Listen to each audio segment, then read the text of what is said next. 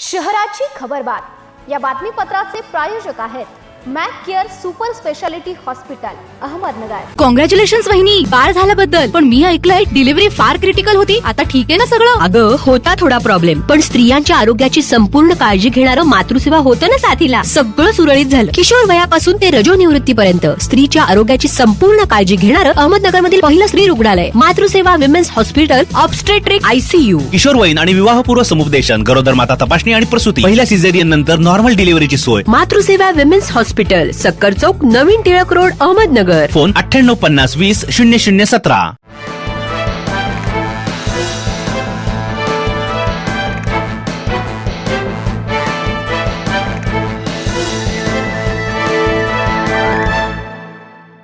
प्रेक्षको नमस्कार, मी दिशा न्यूज 24 सह्याद्रीमध्ये तुमचं स्वागत। पाहूया अहिल्यानगर शहरातील महत्त्वपूर्ण बातम्यांचा आढावा शहराची खबरबातमध्ये।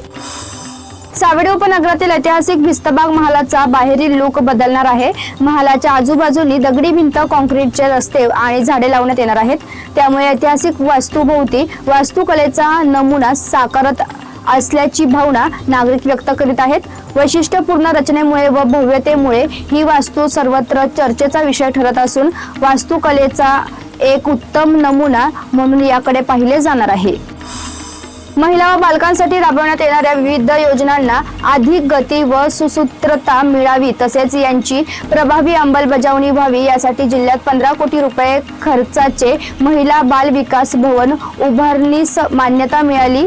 जुन्या जिल्हाधिकारी कार्यालय परिसरात 2 वर्षात अहिल्या भवन इमारत उभी राहणार आहे।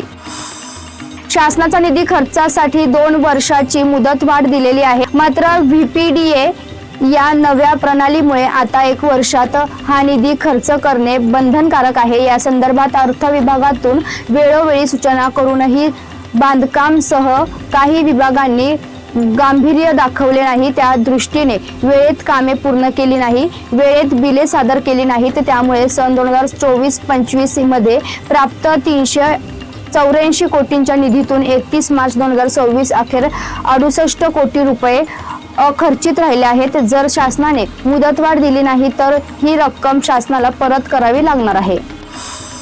सामाजिक कार्यकर्ते तथा नेत्रदूत म्हणून ओळख असलेले जालिंदर बोरुडे यांना कोल्हापूर येथील सत्यशोधक प्रागतिक मंच निर्मिती विचार मंचाच्या वतीने महात्मा फुले राष्ट्रीय सन्मान पुरस्कार 2026 प्रदान करण्यात आला। भारतरत्न डॉक्टर बाबासाहेब आंबेडकर आणि महात्मा फुले यांच्या जयंतीनिमित्त कोल्हापूर येथे आयोजित कार्यक्रमात माजी आमदार ऋतुराज पाटील यांच्या हस्ते बोरुडे यांना सन्मानित करण्यात आला। सहकार कायद्याच्या नव्या नियमात मल्टीस्टेट सोसायट्यांना काहीसा दिलासा असल्याचं चित्र समोर आलंय। सलग 2 टर्म अध्यक्ष व उपाध्यक्ष या पदांवर राहिलेल्या व्यक्तीला सलग 3ऱ्या टर्मला संचालक होता येईल, मात्र अध्यक्ष व उपाध्यक्ष होता येणार नाही असे परिपत्रक समोर आले आहे। शहराच्या खबरबातमध्ये आपण इथेच थांबतोय, मात्र तुम्ही पाहत राहा न्यूज 24 सह्याद्री।